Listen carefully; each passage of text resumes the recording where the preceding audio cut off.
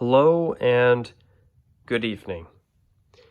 Today it is Friday, June 4th, 2021, and for this video today, truth is I have a few things that I do want to discuss today, and it may actually include a uniform or two throughout the duration of this video, but I have a few topics that I want to touch base on that have nothing to do with jerseys, logos, and uniforms.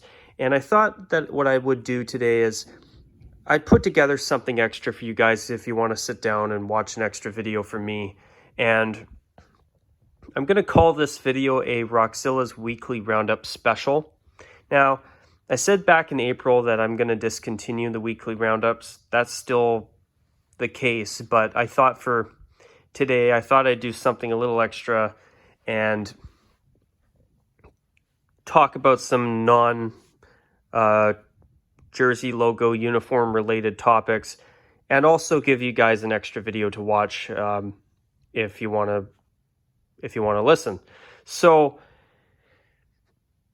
yeah, so also another thing too, last month I only got around to making 6 videos, so I also am trying to make sure that I can at least hit 7 or 8 videos for the month of June.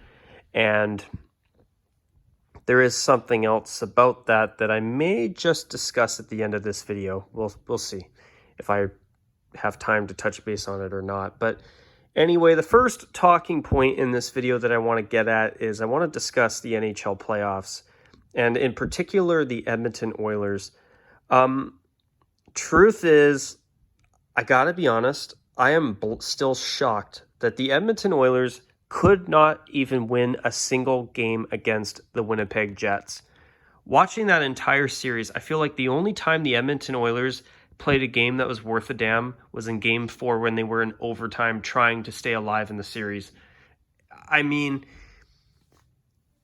I don't know about you viewers out there, but my belief is that when you have players such as Leon Draisaitl and one of the best players in the NHL being Connor McDavid, I believe that this team should be able to at least win a game or two in the first round against the Winnipeg Jets. I mean, honestly, I think there is something that is seriously wrong with that team right now.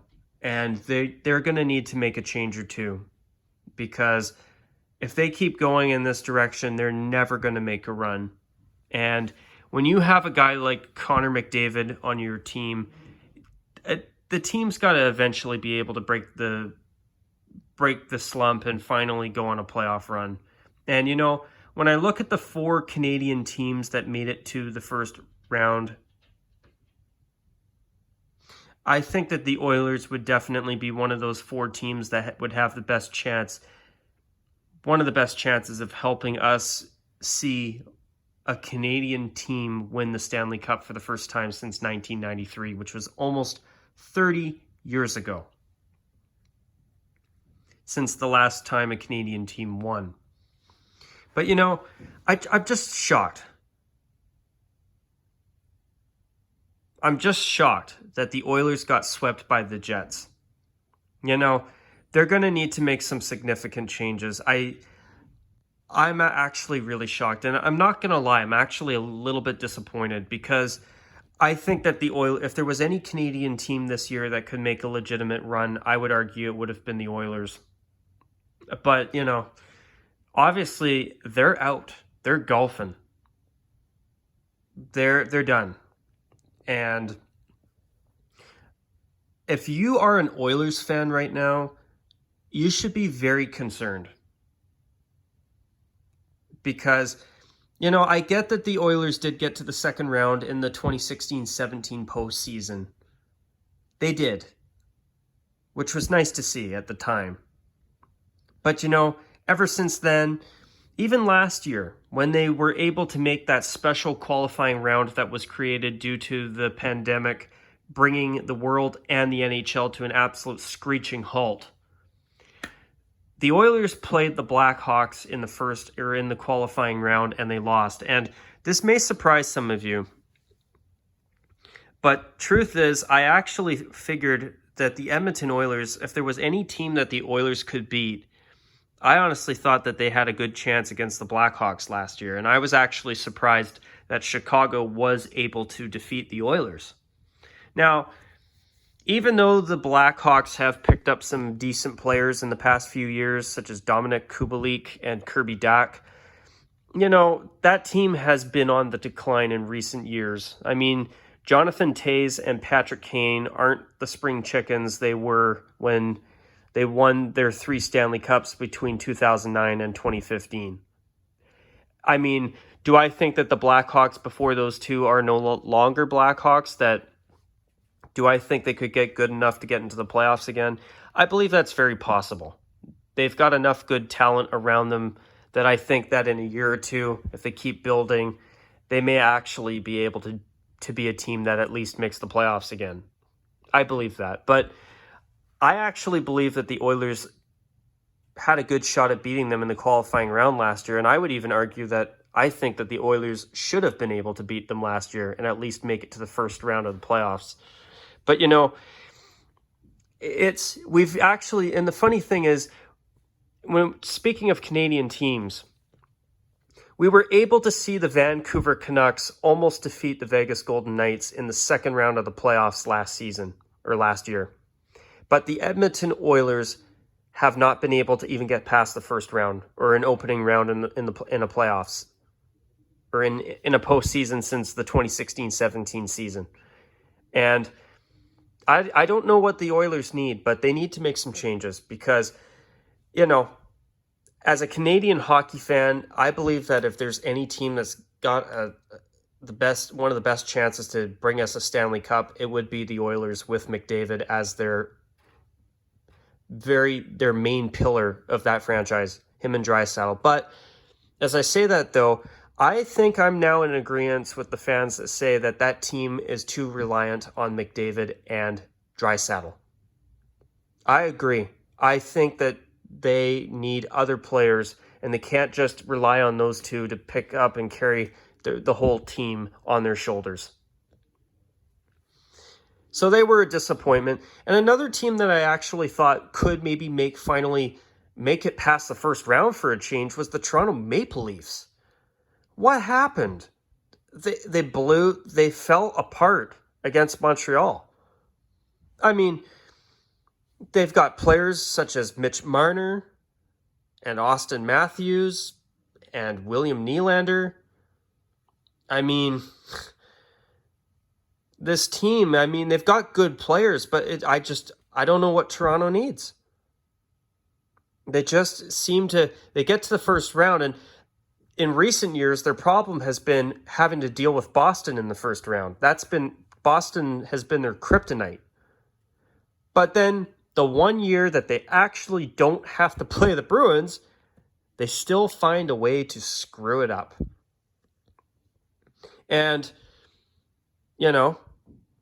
they were another Canadian team that I was actually thinking, if they're able to get past the first round, maybe they can go on a bit of a run and help us finally see a Canadian team for the first time in my lifetime actually win a Stanley Cup. Yes, you feel free to tell me how all these teams are full of Canadian players, which is a fact, and it's great. But I want to see one of our 7 teams in this country, in my country, Canada, finally win the Stanley Cup.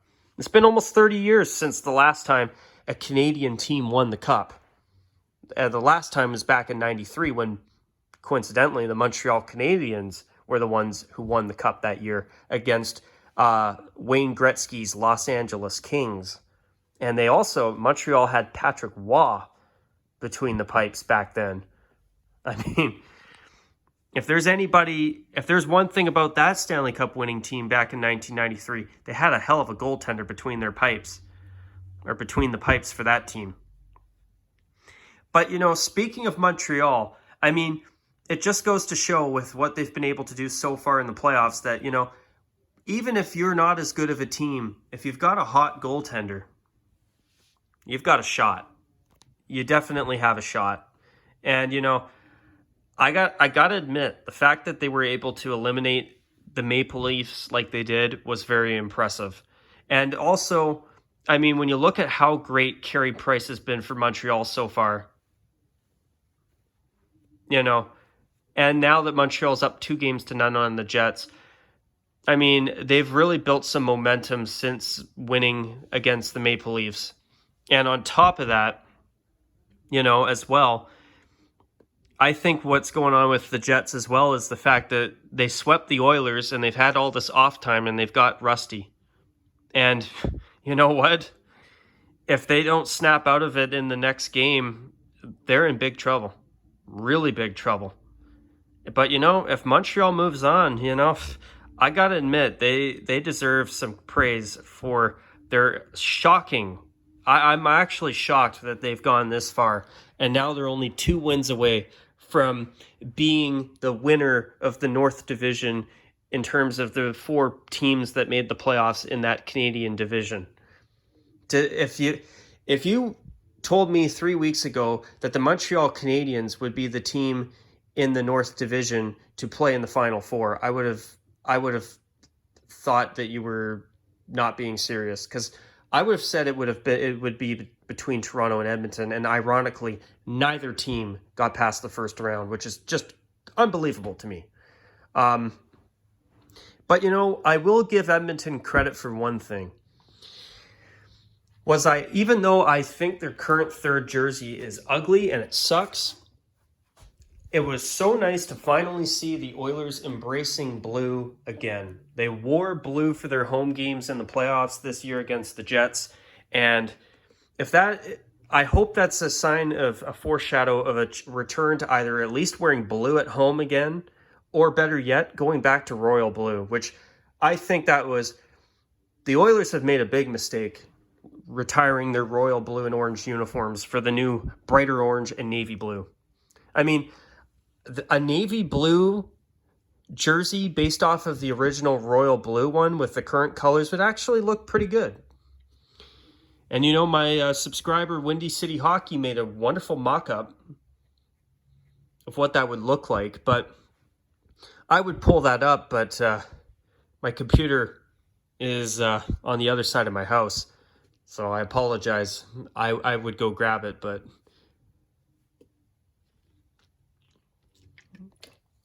for the purpose of this video, it would take a bit too long to bring it down here and turn it on and wait for it to load up so that I can actually pull that image up. But yeah, Edmonton and Toronto, and Toronto too. Austin Matthews, Mitch Marner, William Nylander. They had Joe Thornton this year. I mean, and they had some other good players on that team that just lost to Montreal. And they couldn't beat the Canadiens. The one year you finally didn't have to play the stinking Bruins.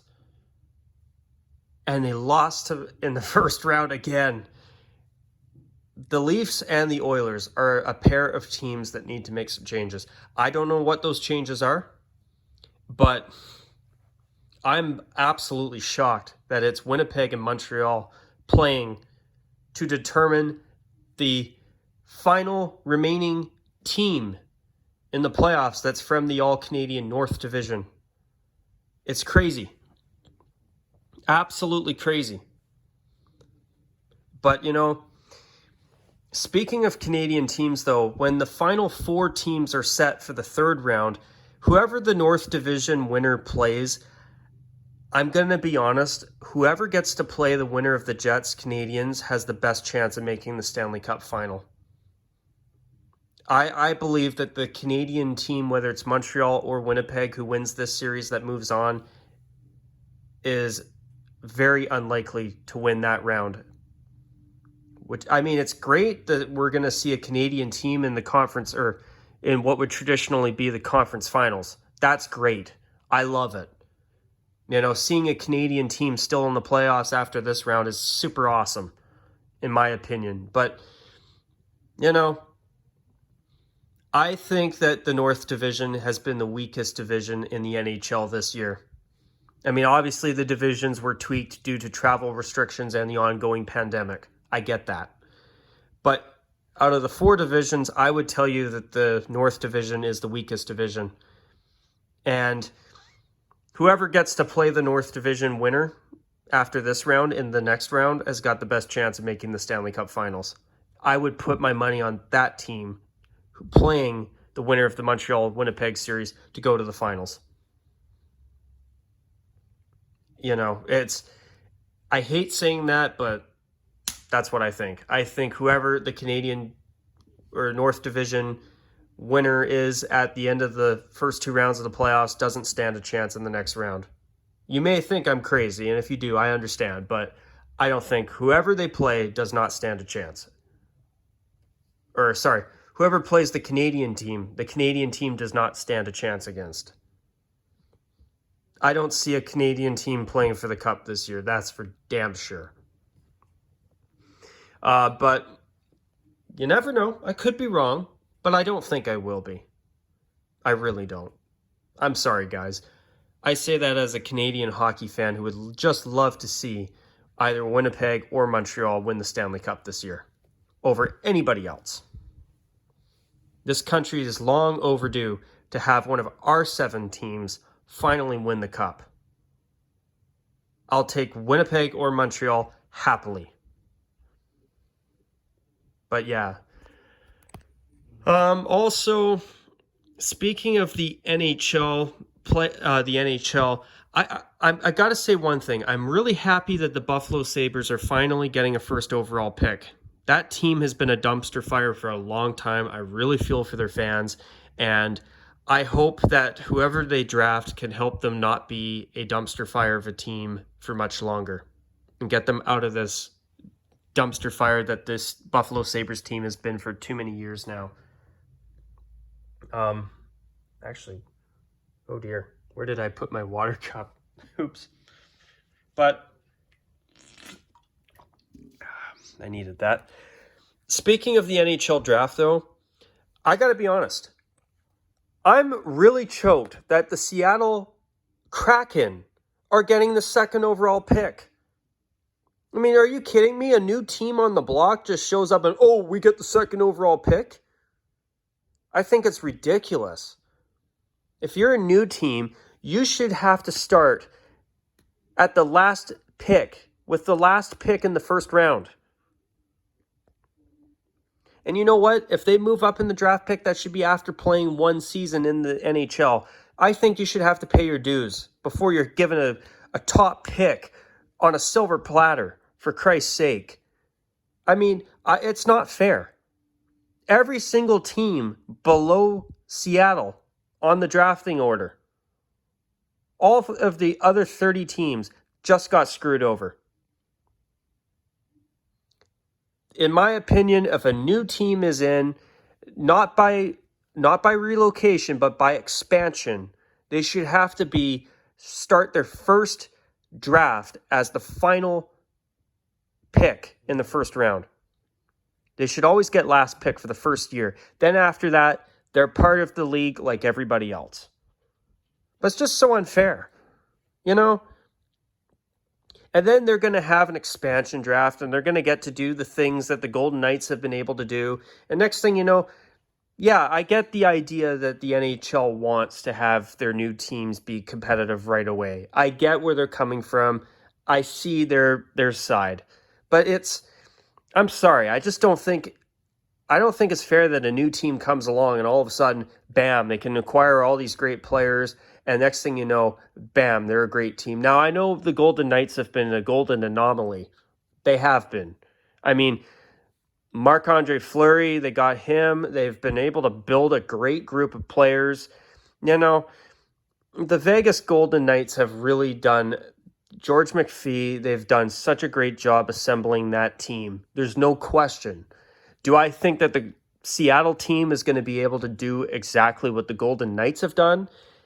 I think it's possible, but I can't see it being the same amount of success. I just can't. But I could be wrong. I mean, at the same time, I'm going to be honest.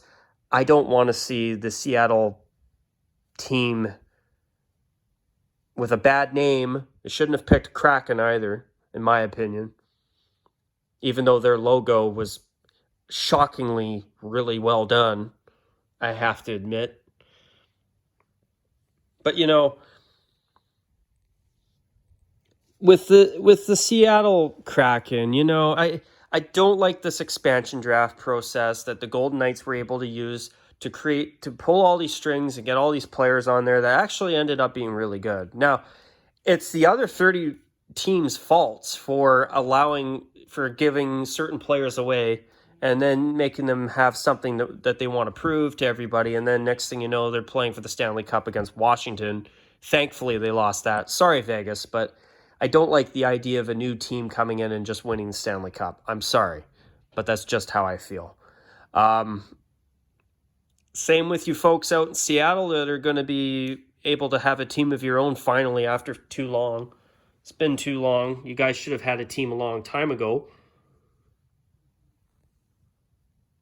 There we go. There's my cup.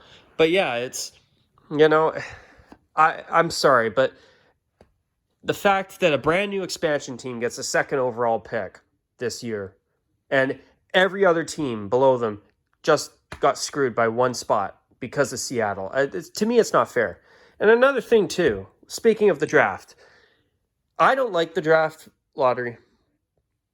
I don't like the way it's done, and you're not changing my tune on it. I'm sorry, guys. I'm sorry to be stubborn, but that's just how I feel. It's, next thing you know, a team that should be getting like a top 5 pick, next thing you know, they're picking like 12th or whatever, and they can move down many spots because of other teams getting ahead. It's just stupid. I believe there should be certain circumstances where maybe a really bad team can actually get the first overall pick. Maybe if they finish last in the conference 3 seasons in a row or something until they get out of that awful situation, they can qualify and get the first overall draft pick. Another thing, I think that maybe for only the first 3 picks in the draft, or maybe even the first 5, and that's, for me, that's pushing it.